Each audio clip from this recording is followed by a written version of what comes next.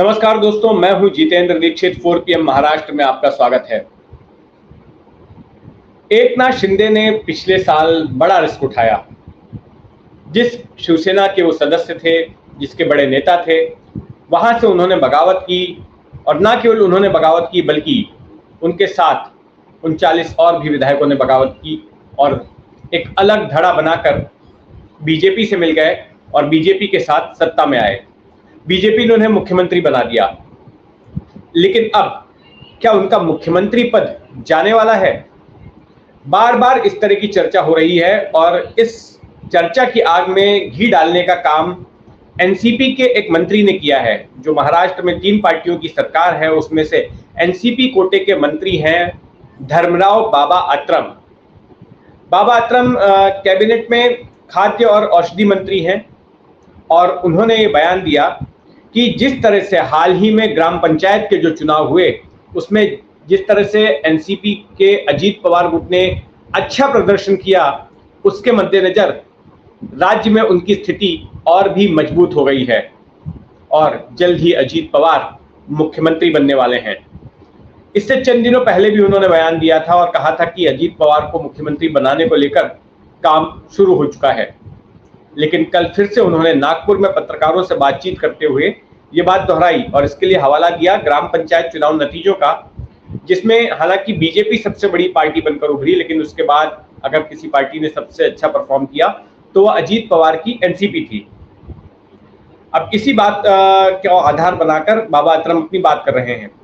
लेकिन इसके साथ साथ परसों के दिन अजीत पवार अचानक दिल्ली पहुंच गए थे।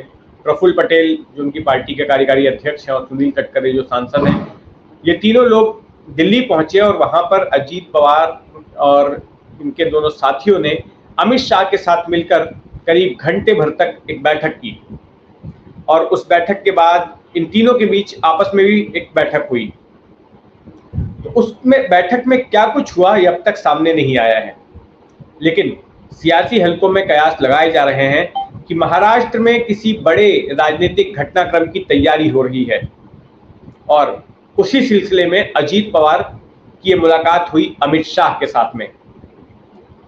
अजीत पवार का जाना अमित शाह से मिलने के लिए इसलिए भी चौंकाने वाला था क्योंकि उसके पहले अजीत पवार कहीं पिक्चर में नजर नहीं आ रहे थे। ये बताया गया कि वो बीमार चल रहे हैं, उनको डेंगू हो गया था और कमजोरी महसूस कर रहे थे। लेकिन अचानक में अजीत पवार प्रकट होते हैं और अमित शाह से मुलाकात करते नजर आते हैं। तो ऐसी कौन सी अहम बात थी, इतनी क्या अर्जेंसी थी कि उनको दिल्ली जाकर अमित शाह से मिलना पड़ा? तो इस सवाल को लेकर कयासों का बाजार गर्म हो चुका है। लेकिन इस तरह के कयास और इस तरह की आशंकाएं कि एकनाथ शिंदे की कुर्सी जा सकती है और अजीत पवार मुख्यमंत्री बन सकते हैं, ये पूरी तरह से निराधार नहीं है। किस तरह से नहीं है, या ये समझने की कोशिश करते हैं। 31 दिसंबर तक महाराष्ट्र विधानसभा स्पीकर को अपना फैसला सुनाना है कि एकनाथ शिंदे की सदस्यता विधानसभा से रद्द होगी या नहीं होगी। पिछले साल जब उन्होंने बगावत की थी तो उद्धव ठाकरे गुट ने स्पीकर के पास शिकायत की थी कि इनको अयोग्य घोषित किया जाए कि इन्होंने व्हिप का उल्लंघन किया है, दल बदल कानून का उल्लंघन किया है। लेकिन स्पीकर कोई जल्द फैसला ले नहीं रहे थे, तारीख पर तारीख पड़ रही थी। उसके बाद सुप्रीम कोर्ट में उद्धव ठाकरे गुट ने अर्जी दाखिल की और सुप्रीम कोर्ट ने फटकार लगाई स्पीकर को और कहा कि जल्द से जल्द इस मामले को निपटाइए। और फिर तारीख मुकर्रर की 31 दिसंबर तक की कि 31 दिसंबर तक उनको अपना फैसला सुना देना है। तो 31 दिसंबर को अगर स्पीकर राहुल नार्वेकर, जो कि बीजेपी के विधायक भी हैं, वो एकनाथ शिंदे के खिलाफ अगर फैसला सुनाते हैं तो फिर उनकी सरकार गिर जाएगी, सदस्यता भी जाएगी और मुख्यमंत्री की कुर्सी भी जाएगी। और ऐसे में किसी और को मुख्यमंत्री नियुक्त करना होगा। अब वो कोई और कौन हो सकता है? तो ऐसे में सबसे प्रबल दावेदार अजीत पवार ही हैं, क्योंकि जो लॉजिक बीजेपी ने एकनाथ शिंदे को पिछले साल मुख्यमंत्री बनाते वक्त लगाया था, वही लॉजिक इस साल भी लागू होता है। पिछले साल एकनाथ शिंदे को इसलिए मुख्यमंत्री बनाया गया था भले ही उनके पास बीजेपी के मुकाबले बहुत कम सीटें थी, बीजेपी के पास 105 सीटें थी, एकनाथ शिंदे के पास सिर्फ 40 सीटें थी, लेकिन बीजेपी का ये अनुमान था कि आगे चल के मराठा आरक्षण की आग जो है वो फैल सकती है राज्य में, मराठा आक्रामक हो सकते हैं, तो उनसे निपटने के लिए किसी मराठा चेहरे को ही मुख्यमंत्री पद पर आसीन करवाना चाहिए, और यही सोचकर एकनाथ शिंदे को मुख्यमंत्री बनाया गया। लेकिन जैसा कि बीजेपी को आशंका थी, मराठा आरक्षण का जिन वाकई में बोतल से बाहर निकल आया, और शिंदे जो है कमजोर नजर आ रहे थे इस मामले को डील करते हुए। तो ऐसे में एक मराठा नेता को हटाकर किसी दूसरे मराठा नेता को अगर बीजेपी सोचती है कि मुख्यमंत्री के पद पर बिठाया जाए, तो अजीत पवार हो सकते हैं, क्योंकि उनकी पार्टी ही मराठाओं की पार्टी मानी जाती है, ग्रामीण इलाकों में अच्छा पैठ रखती है, और हाल ही में ग्राम पंचायत के चुनाव में अच्छे नतीजे भी आए हैं उस पार्टी के लिए। तो अजीत पवार को कंसिडर किया जा सकता है इसके लिए।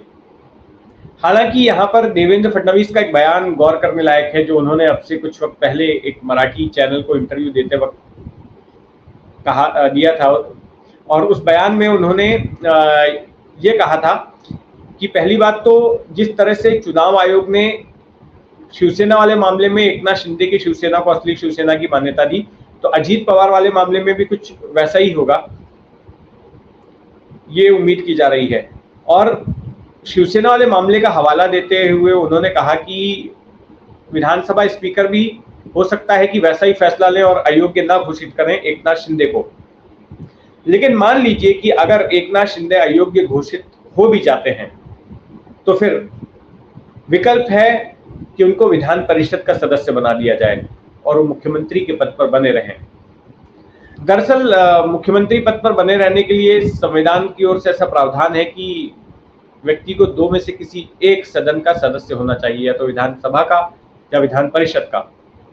तो अगर विधानसभा के की सदस्यता जाती है एकनाथ शिंदे की, तो विधान परिषद के वो सदस्य बन सकते हैं। उद्धव ठाकरे भी जब मुख्यमंत्री बने थे तब वो विधान परिषद के सदस्य थे, तो ये भी एक विकल्प है। और ऐसे में फिर जो अगला साल भर का कार्यकाल पड़ा है, अगले साल अक्टूबर में चुनाव होने, एकनाथ शिंदे वो कार्यकाल बतौर मुख्यमंत्री पूरा कर सकते हैं। लेकिन उसके पहले अगर कुछ गड़बड़ हो जाती है तो अजीत पवार को चांस मिल सकता है। और अजीत पवार मुख्यमंत्री बनना चाहते हैं, उनकी ऐसी महत्वाकांक्षा किसी से छुपी भी नहीं रही है, वो कुछ एक बार बोल भी चुके हैं।